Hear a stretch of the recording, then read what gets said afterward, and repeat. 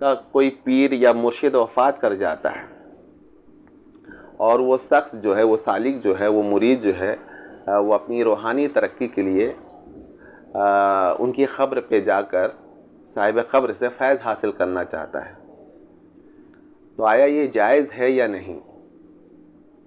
صوفیہ نے اس کو تجربے کی بنا پر مخصوص شرائط کے ساتھ جائز رکھا ہے اور علماء دیوبند بھی اس کے قائل ہیں، مگر یہ روحانی فیض اس طرح نہیں ہوتا جس طرح حیات میں اس بزرگ سے تھا، ورنہ پیری مریدی کی کوئی حاجت نہ رہے۔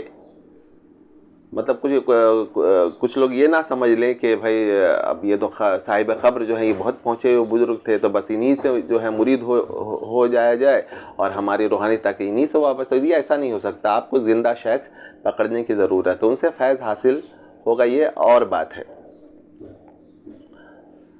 چنانچہ حضرت مولانا اشرف علی تھانوی رحمۃ اللہ علیہ فرماتے ہیں، یہ خیال نہ کرے کہ قبر سے فیض لینا کافی ہے، دوسرے شیخ کی کیا ضرورت ہے، کیونکہ قبر سے فیض تعلیم نہیں ہو سکتا، البتہ صاحب نسبت کو احوال کی ترقی ہوتی ہے، تو یہ شخص تو ابھی محتاج تعلیم ہے، ورنہ کسی کو بھی بیعت کی ضرورت نہ ہوتی۔ لاکھوں قبریں کاملین بلکہ انبیاء کی موجود ہیں۔ تعلیم الدین صفحہ نمبر 97۔ یعنی چند شرائط کے ساتھ روحانی ترقیوں کے لیے اس قسم کا فیض لے سکتا ہے، لیکن یہی سب کچھ نہیں ہے، بلکہ زندہ شیخ کی صحبت بھی ضروری ہے۔ اور یہ طریقہ کار نہ صرف علماء دیوبند میں ہے بلکہ سادات حنفیہ کی یہاں رائج ہے۔